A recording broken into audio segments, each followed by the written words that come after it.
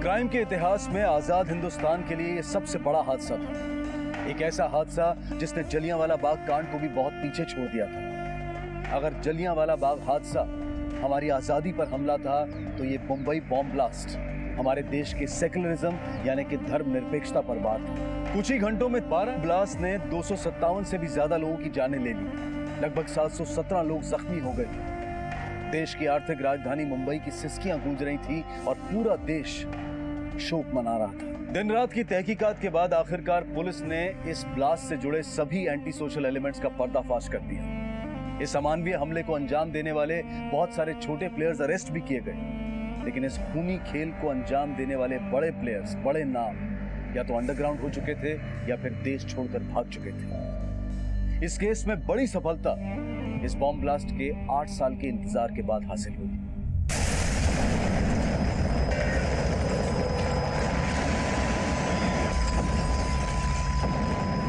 Bombay blast में उभरा एक अहम नाम, सुलेमान। मेरा डिलीवरी मैन बनेगा?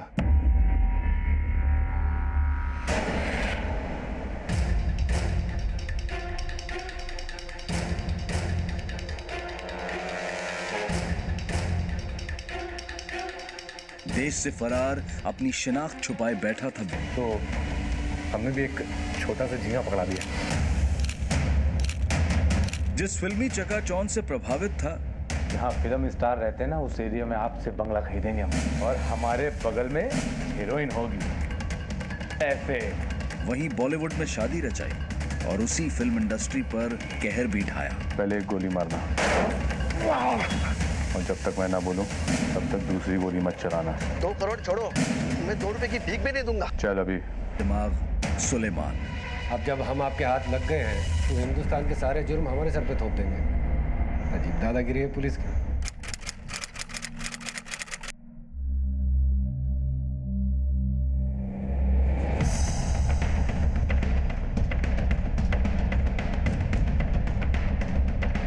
I asked him to look into it. Sir, हमें पूरा यकीन है कि जो शख्स बेल्जियम में है वो सुलेमानी है, लेकिन बेल्जियम सरकार इस बात को मानने को तैयार नहीं है।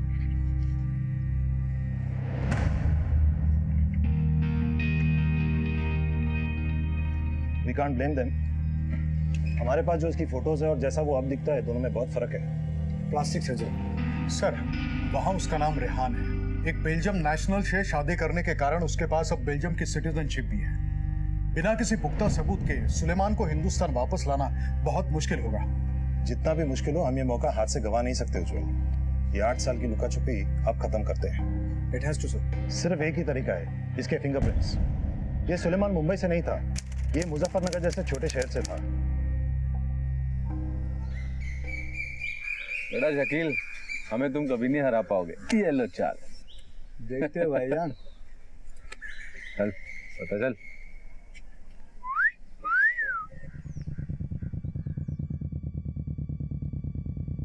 सुलेमान, दुकान पे कहीं नहीं है आज? भाईजान, हम दुकान में बैठने के लिए पैदा नहीं हुए। अरे तो कहा दिन रात पत्ते खेलोगे? भाईजान, हमें कुछ बड़ा काम करना है। हम अब्बा के लिए दवाइयाँ लेने जा रहे हैं, कोई नहीं है दुकान पे। ये धंधा बंद करो और चला हमारे साथ दुकान पे बैठो। भाईजान एक मिनट, तुम लोग पत्ते खेलो, मैं आता हूँ। भाईजान, हमने कहा ना कि हमें दुकान में नहीं बैठना है। अरे तो कब मुफ्त की रोटियां तोड़ोगे? कान खोल के सुन लो, अगर तुम्हें कोई काम नहीं करना है तो तुम्हारे लिए हमारे घर में कोई जगह नहीं है। हाँ, तो हमें भी कोई शौक नहीं है रहने का।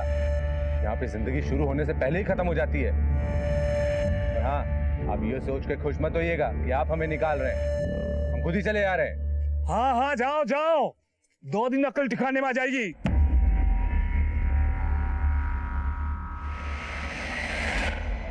अकल तो अब ठिकाने आई भाईजान। देखिएगा, एक दिन ना जब हमारा नाम अखबार की सुर्खियों में आएगा ना, तो आप रश्क करेंगे हमारी कामयाबी पे। रश्क। अल्लाह हाफिज।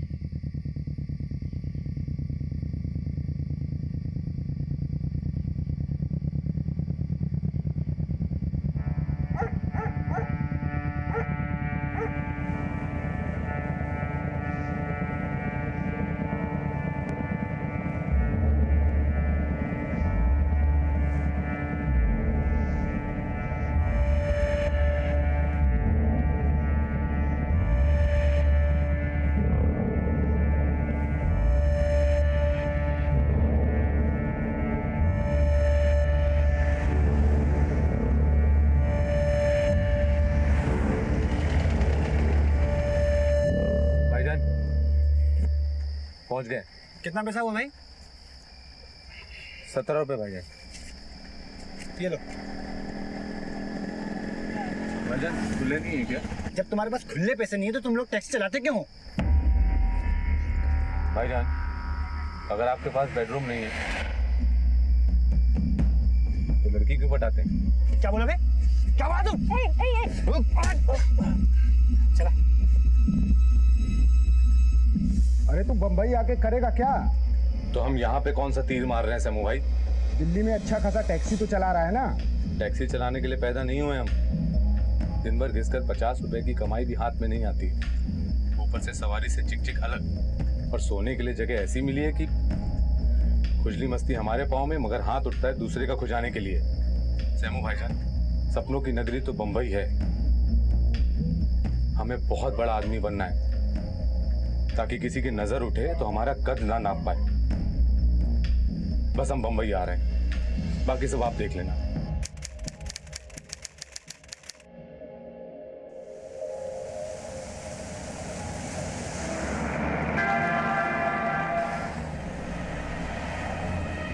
सलाम चाचा जान।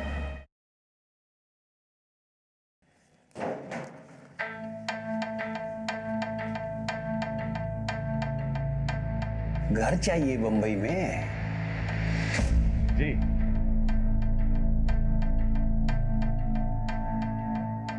अपना चश्मा उतारो। अरे चाचा जान, चश्मा उतरवा कर क्या हमारे अंदर कुछ स्पेशल दिख जाएगा आपको? खैर आप बोल रहे तो। डायलॉग मारने का शौक है? बंबई में हीरो बनने आए हो? हीरो विलन का तो पता नहीं, लेकिन हाँ बड़ा आदमी बनना है, बड़े लोगों के बीच उठना बैठना है, लंबी गाड़ी में घूमना है, और हाँ वो भी बहुत जल्दी। जल्दी का काम शैतान का होता है। अच्छा बता, किस इलाके में मांगता है तेरे को खोली? अरे वो जहां बड़े बड़े फिल्म स्टार रहते हैं ना, जुहू बीच। बंबई एक ऐसा समंदर है जिसकी लहरें थूक के फेंक देती हैं या निगल जाती हैं, इसलिए यहाँ जमीन पर पैर रखना। अरे चाचा जान, अगर जमीन पे पाँव रखने होते ना तो मुजफ्फरनगर से हम बंबई नहीं आते। देखिएगा एक दिन ना, जहाँ फिल्म स्टार रहते हैं ना, उस एरिया में आपसे बंगला खरीदेंगे हम, और हमारे बगल में हीरोइन होगी ऐसे।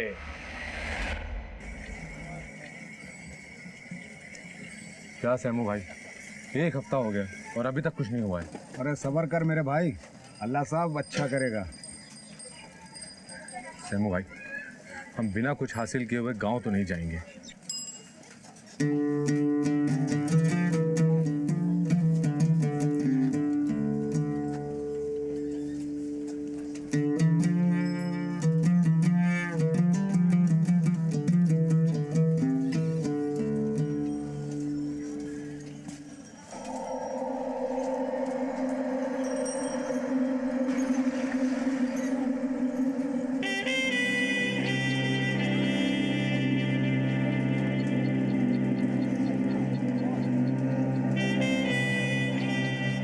ये क्या कर रहे हो?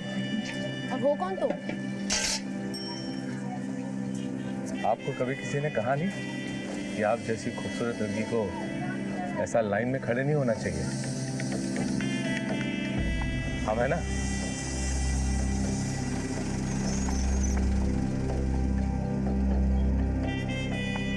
पानी कहाँ गया?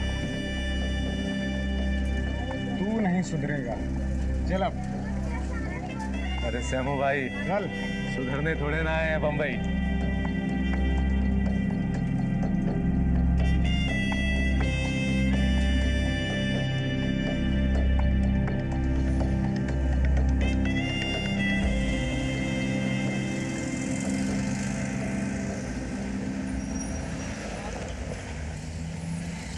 भैया भैया भैया रुकिए, भैया सुन।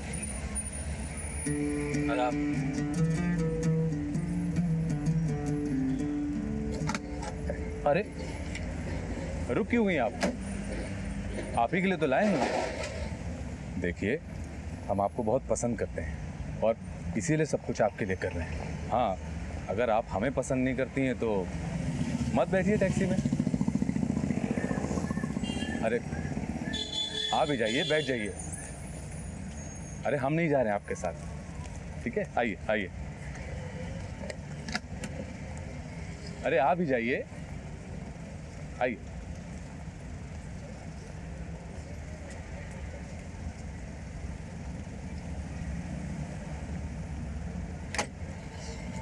भाईजान जरा संभाल के ले जाइएगा कॉलेज में, ये हीरोइन हमारी अमानत है, ठीक है?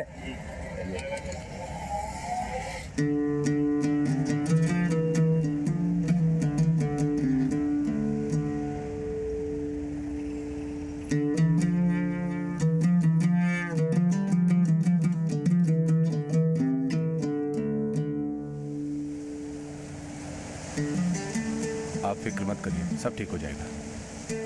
क्या सोच रही हैं आप? तू मेरे साथ टाइम पास तो नहीं कर रहा है ना? निकाह करेगा ना मेरे साथ? आप बोलिए तो अभी काजी को बुलवा कर निकाह पढ़वा लेते हैं आपके साथ। अबू बहुत मारेंगे। तुझसे मिलने की वजह से ही मुझे इतना मारा है।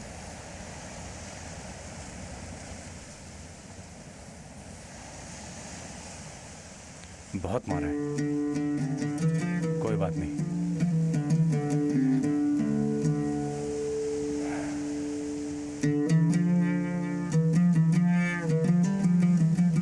भाग चलिए हमारे साथ, हम आपको बहुत इज्जत के साथ रखेंगे, अपनी हीरोइन बनाकर।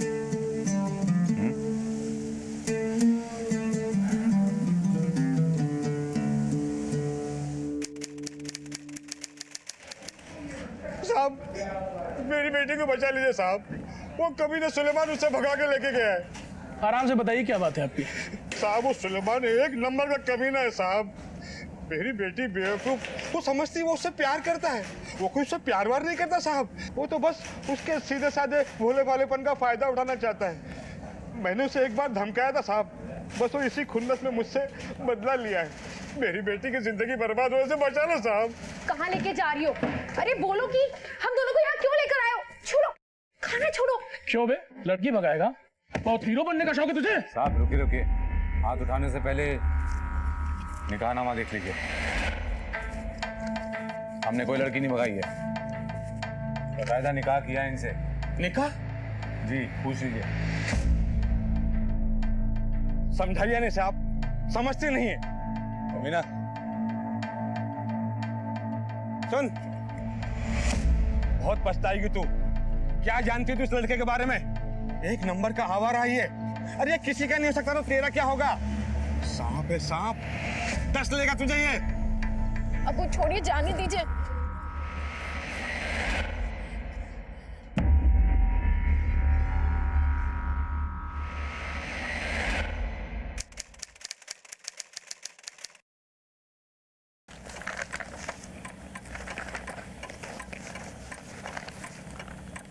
कामरे, एक लीड तो मिली है, लेकिन उससे कुछ फायदा नहीं हुआ। 1985 में सुलेमान के खिलाफ एक रिपोर्ट दर्ज की गई थी डीएन नगर पुलिस स्टेशन में। एनसी थी, एक लड़की समीना, उसे वो लेकर भाग गया था और बाद में उसके साथ शादी भी की थी। बाद में उसी के कहने पर उसे छोड़ भी दिया था। उसकी पहली बीवी, कोई एफआईआर नहीं हुई थी, सिर्फ एनसी हुई थी, इसलिए उसके फिंगरप्रिंट्स नहीं लिए गए थे और ना ही उसके खिलाफ कोई गिरफ्तारी का रिपोर्ट है। इट्स इम्पॉसिबल कि 15 साल की क्राइम लाइफ में वो कभी अरेस्ट ना हुआ हो। बड़े बड़े ताले खोलने में चाबी तो छोटी लगती है, और खोद के निकालो, कहीं ना कहीं कुछ तो हुआ होगा।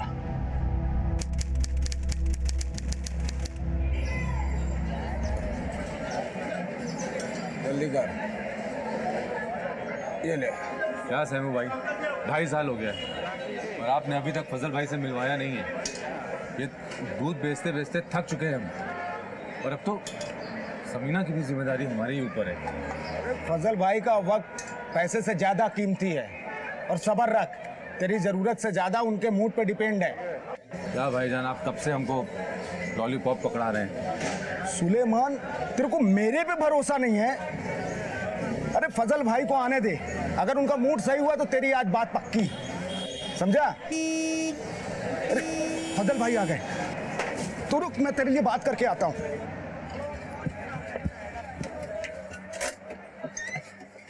भाईजान सलाम वालेकुम। वालेकुम सलाम। सलाम भाईजान। कौन है ये? वो भाईजान भाईजान हम मुजफ्फरनगर से आए हैं और मुंबई काम करने के लिए आए हुए हैं। हम कोई भी काम कर सकते हैं। हाँ भाईजान बोलना। भाईजान हमको भी आपके जैसा बड़ा आदमी बनना है एक दिन। अंदर आता हूँ।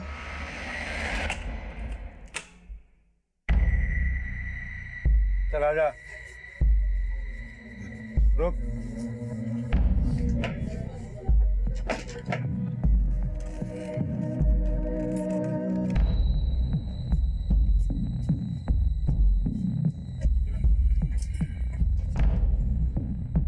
इधर आ। आजा। हाथ दे। मेरे हाथ दे।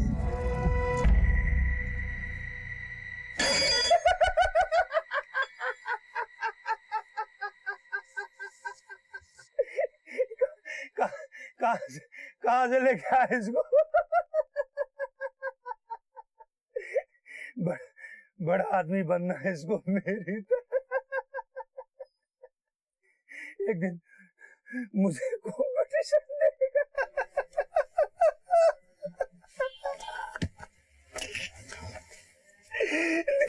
कहीं पैजामा गीला तो नहीं कर दिया?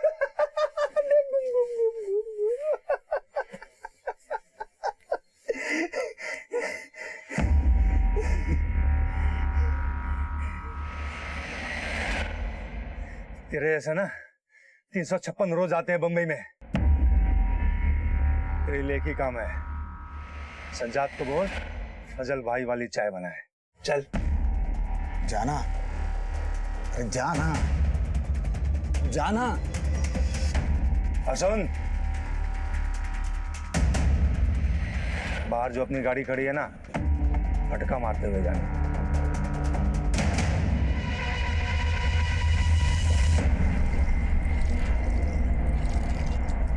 ले साफ कर गाड़ी। अरे तू एड़ा हो गया, पूरा एड़ा। काई को इतना घूर रहा था। तेरे को मालूम है फैजल भाई कौन है? इतना बड़ा भाई है वो। अरे हमारा मालिक है, मालिक। मालिक होंगे आपके लिए, हमारे कोई नहीं लगते वो। और देखिएगा एक दिन ना हमारे नाम पे ही अपनी पैंट गीली करते दिखेंगे। मालूम है तेरे को फजल भाई किसके लिए काम करते हैं? अरे वो पूरे बम्बई के बाप है, बाप। और तू समझता क्यों नहीं?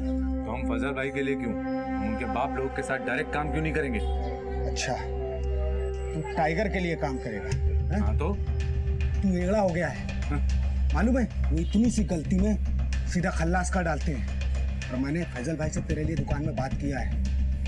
तू मन लगा के उनके साथ दुकान में काम करना और ज्यादा उड़ने की कोशिश मत करना, समझा? चल अपना ख्याल रख। हाँ।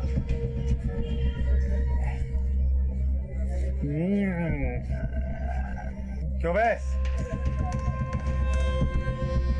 गाड़ी साफ हो गई? बस भाईजान हो रही है। ऐसे ही साफ करोगे? बन गए बड़े आदमी।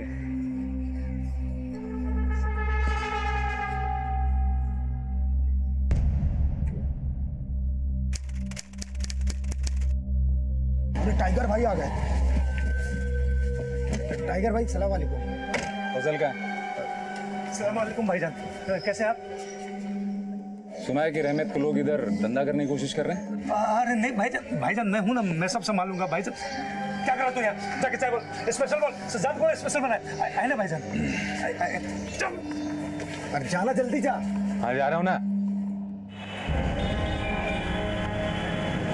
दोबारा अगर इस इलाके में धंधा करने की कोशिश की ना, तो कसम खुदा की अगले जुम्मे की नमाज जानदू में पड़ेगा तू। निकल अभी यहाँ से। अबे आओ फैजल, जवान संभाल के बात कर। ये इलाका मेरा है। अरे शर्म नहीं आती तुझे? खड़ा खड़ा क्या देख रहा है? जाता क्यों नहीं? अरे भाईजान अपनी ही करनी की सजा भुगत रहे हैं। हम जिनको पसंद नहीं करते ना, तो उनके लिए मारपीट भी नहीं करते। मरने दो सालों को। अच्छा ठीक है। साले को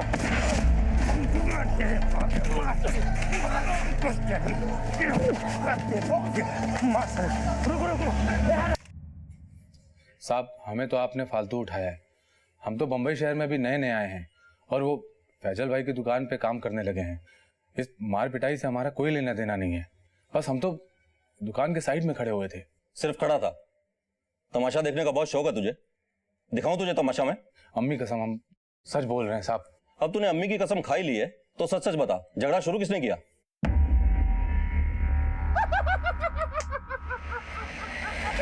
कहीं पैजामा गीला तो नहीं कर दिया?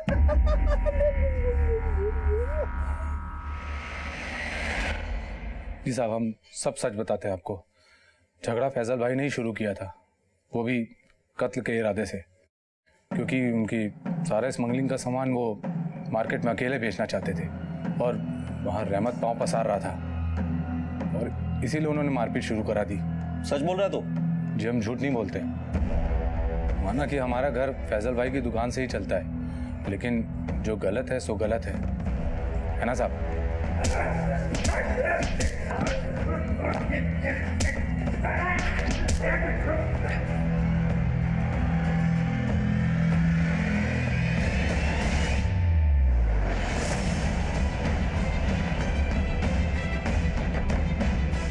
तावड़े हाथ तक।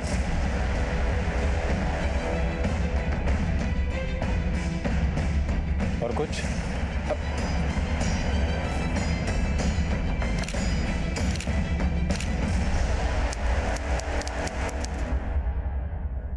भाई वो मान भाई को पैसे पहुंचा दिए सुरेश। बाकी का हिसाब भी देख ले। ठीक भाई। भाईजान सलाम। समझ। कैसे कटे 2 महीने जेल में? सुना कि फजल को तूने ही फंसा है? वो भाईजान, भाई ने उससे सवाल पूछा है ना? भाईजान पहले हमारी बात सुन लीजिए, उसके बाद भले हमें गोली मार दीजिएगा। ये जो कुछ भी हमने किया है ना, वो आपको बचाने के लिए किया है।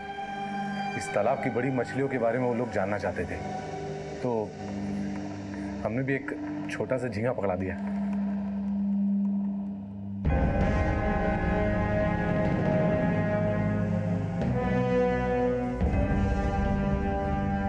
तू दिल्ली में टैक्सी चलाता था ना?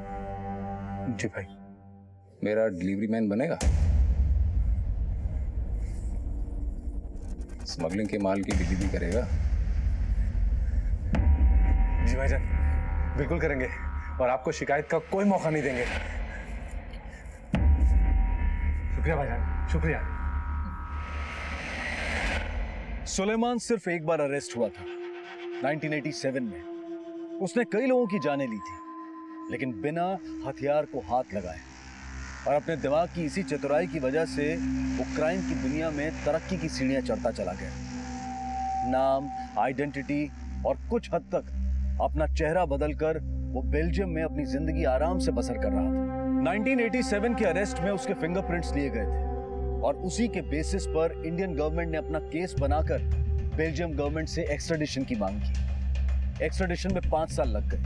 बेल्जियम कोर्ट में सारे सबूत पेश किए गए और उस पर लगे 52 केसेस में से सिर्फ 8 केसेस पर उसे चार्ज करने की मंजूरी दी गई।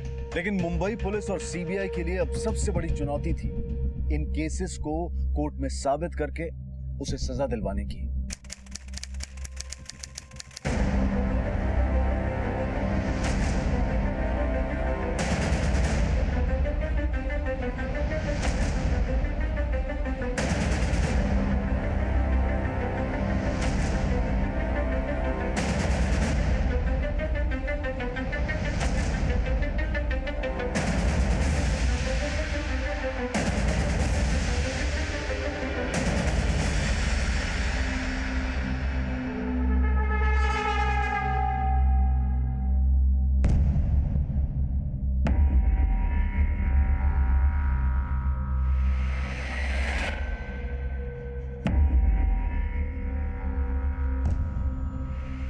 आप देख रहे हैं एमबीटीवी और मैं हूं मनीष शर्मा। इस वक्त की बड़ी खबर, एक बड़ी सफलता हासिल हुई है मुंबई पुलिस को सुलेमान केस में। आज सुलेमान भारत आ चुका है और कुछ ही पलों में इसी बंगलों में यहाँ पर उनको लेकर आएंगे और यहीं पे मुंबई पुलिस के डीसीपी उज्जवल उससे पूछताछ करेंगे।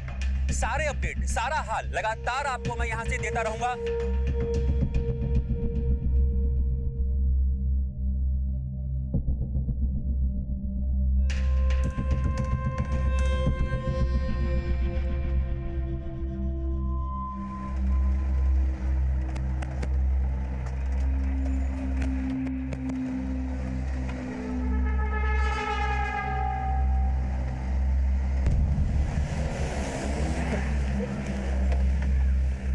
सर ये बड़ी कामयाबी मिली है मुंबई पुलिस को। इस पूरे मामले में क्या कहना है आपको? सर क्या क्या सवाल होंगे आपके?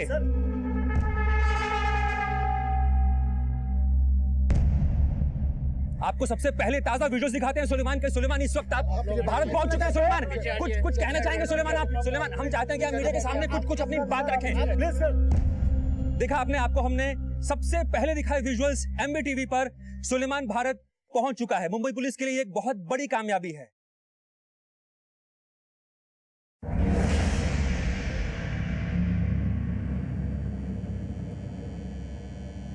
भाईजान ये बंधन खुलवा देंगे?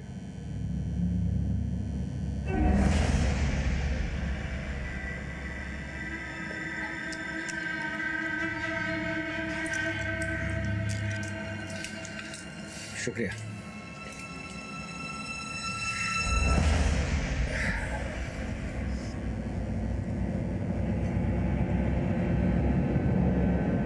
भाईजान एक मुंबई की कटिंग चाय पिलाओ ना, बहुत टाइम हो गया।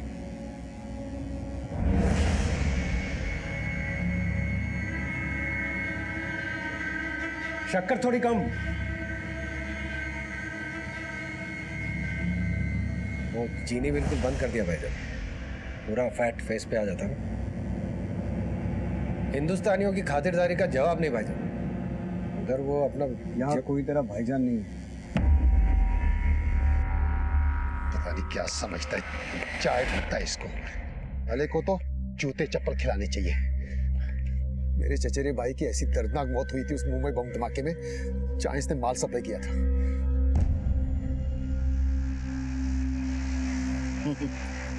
क्यों हंस क्यों रहा है? ये देख, सुलेमान के लिए चिट्ठियां हैं। हाँ तो लोगों ने गालियां दी होंगी, पढ़ी? गालियां नहीं है, ये सब लव लेटर है। लड़कियां उससे शादी करना चाहती है। क्या? जिस आदमी के सीने में दिल नहीं, उसके लिए लड़कियां लव लेटर लिखती हैं? किसी जानवर को भी ना ये लोग हीरो बना देते हैं। जानते नहीं कितना बेदर्द आदमी है ये। 1918 में किस बेदर्दी से इसने कुमार साहब को मारा था।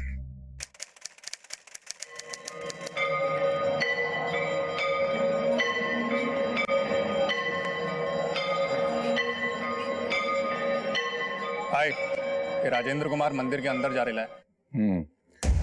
उसे मंदिर से बाहर निकलने दे, उसके बाद गेम बजाना। ठीक है भाई।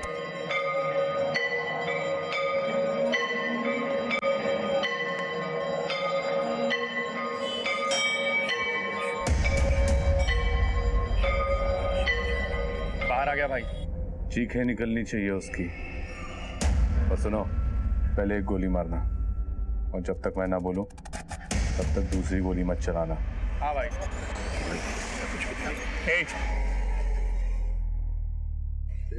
ये क्या है? अंदर रख इसको। तू जानता नहीं मुझे? चल। रुक नहीं तो ठोक दूंगा। मुझे क्यों मारो? इसको रखना अंदर। भाईजान सॉरी साहब, एक बात बताएंगे? एक नहीं 100 बातें बताएंगे। पहले तू ये बता कि राजेंद्र कुमार के मर्डर के वक्त तू ही था ना फोन पे? तू ही इंस्ट्रक्शन दे रहा था ना उस शूटर को? अच्छी कहानी बनाते हो साहब आप।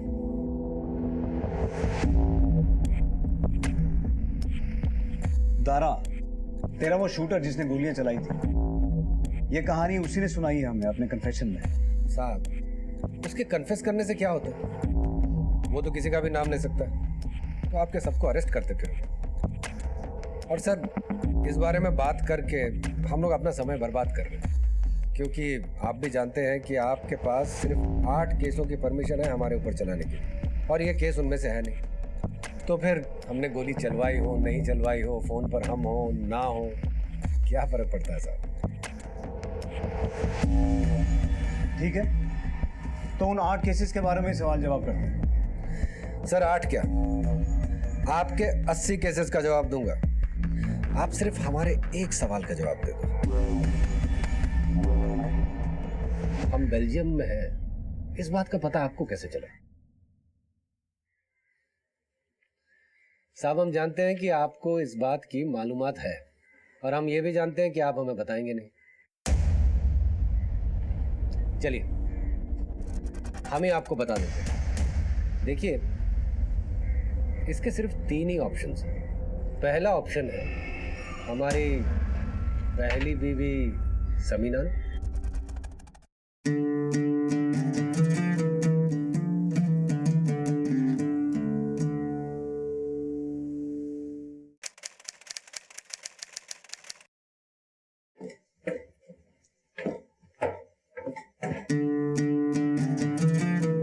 वाह, क्या बात है। एक वक्त हुआ करता था जब जनाब की नजर हमारे चेहरे से हटती ही नहीं थी, लट्टू बने फिरते थे हमारे पीछे, और आज देखिए खुद की शक्ल निहार रहे हैं। याद भी है आखिरी बार हमसे आई लव यू कब कहा था? निकाह किया ना आपके साथ। अब आप क्या चाहती हैं कि आपके चेहरे का पोस्टर हम अपने सीने पे चिपका के गेटवे ऑफ इंडिया पे खड़े रहे? चाहिए, आपसे तो बात करना ही बेकार है।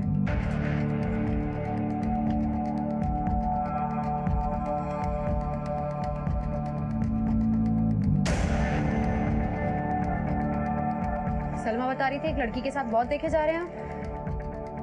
सिर्फ एक लड़की के बारे में बताया? और भी हैं। क्या मतलब है? देखिए, हम घर के बाहर क्या करते हैं, अगर आप उसमें दखल ना ही दे तो बेहतर होगा। तो हमसे निकाह क्यों किया था? हम कोई सजावट का सामान है जिसे लाए बाजार से और टंगा दिए दीवार पर? वक्त हुआ करता था जब हम आपकी हीरोइन हुआ करते थे। क्या हो गया अचानक से? हाँ, हम बहुतों के हीरो हैं।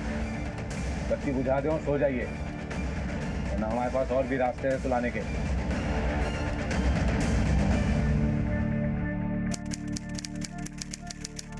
डॉन सुलेमान के बारे में एक नया खुलासा करते हुए सुना है डॉन सुलेमान इस समय एक नई लड़की के इश्क में गिरफ्तार है, और ये अफवाहें भी गश्त कर रही हैं उसने इस लड़की से शादी भी कर ली है। मम्मा, अब्बू, मम्मा आप क्यों रो रहे हो? कुछ नहीं बेटा, कुछ भी नहीं। एक नंबर का हवा रहा है। अरे किसी का नहीं हो सकता तो तेरा क्या होगा? हमें नहीं लगता कि समीना कभी भी हमारे खिलाफ जा सकती थी। हमारा जैसा भी रिश्ता था, अच्छा था बुरा था, हमने निभाया है हमेशा। और वो जैसी भी थी, रोती थी, लड़ लेती थी, पर शायद हमारे खिलाफ कभी नहीं जा सकती थी। आपको क्या लगता है डीसीपी साहब? सुलेमान, तेरा ये सवाल तेरे लिए सवाल ही बन के रह जाएगा। चल कुछ ऐसे सवाल पूछता हूँ जिनके जवाब होंगे तेरे पास। Jaydeep Agarwal extortion and murder case 1994।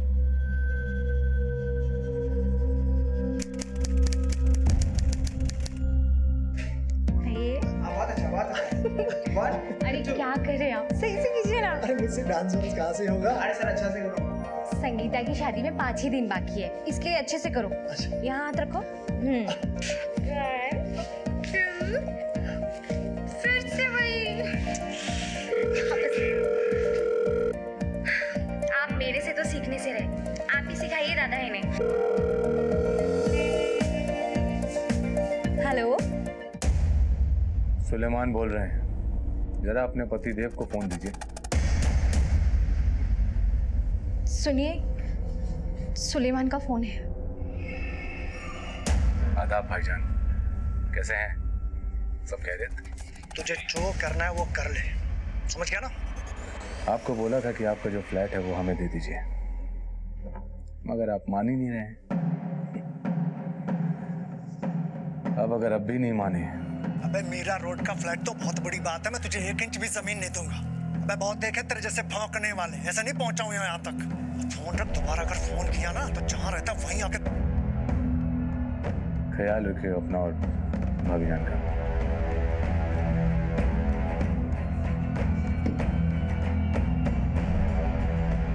और जब बिल्डर जयदीप अग्रवाल पर तेरी धमकियों का कोई असर नहीं हुआ तो तूने अपने शूटर्स को उसे मारने के लिए भेजा।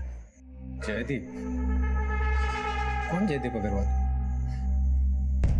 कौन से शूटर्स की बात कर रहे हैं आप साहब? अब जब हम आपके हाथ लग गए हैं तो हिंदुस्तान के सारे जुर्म हमारे सर पे थोप देंगे। अजीब दादागिरी है पुलिस की साहब। इसी वजह से पब्लिक का पुलिस से विश्वास उठता जा रहा है। पुलिस और पब्लिक के रिश्ते को लेकर तुझे परेशान होने की जरूरत नहीं है। तू अपने और जयदीप के रिश्ते के बारे में बता।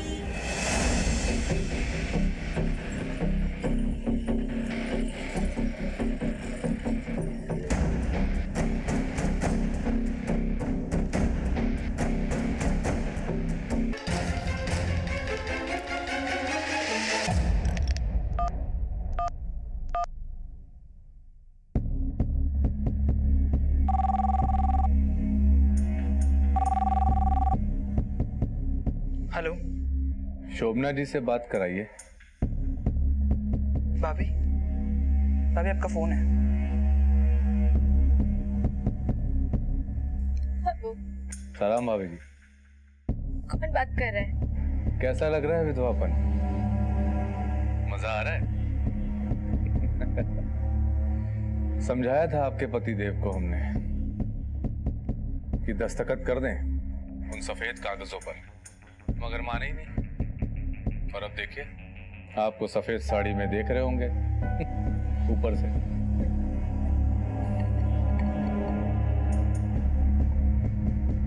रोइए रोइए, क्योंकि जितना आप रोएंगी उतना ही हमारे दिल को सुकून मिलेगा। और सुनिए, आपके देवरों की जो जमीन है ना, जो मुझे चाहिए, उनको बोलिए वो मुझे दे दे। और अगर नहीं तो हर महीने आपके घर में 1 13वीं तो होगी, और फूल माला के साथ आपके घर में फोटो बढ़ती जाएंगी। चलिए, अपना और देवरों का ख्याल रखिएगा।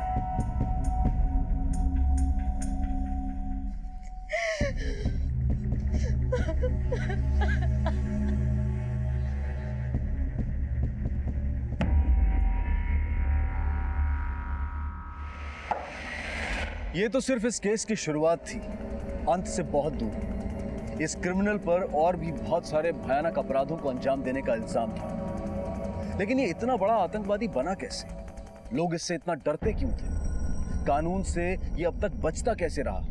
और मीडिया इंडस्ट्री में इसका इतना खौफ क्यों था? इस कहानी को हम आगे बढ़ाएंगे और पूरा खुलासा करेंगे कल रात 11 बजे इस केस के दूसरे और आखिरी भाग में। अब मैं अनूप सोनी आपसे विदा लेता हूँ, फिर मुलाकात होगी।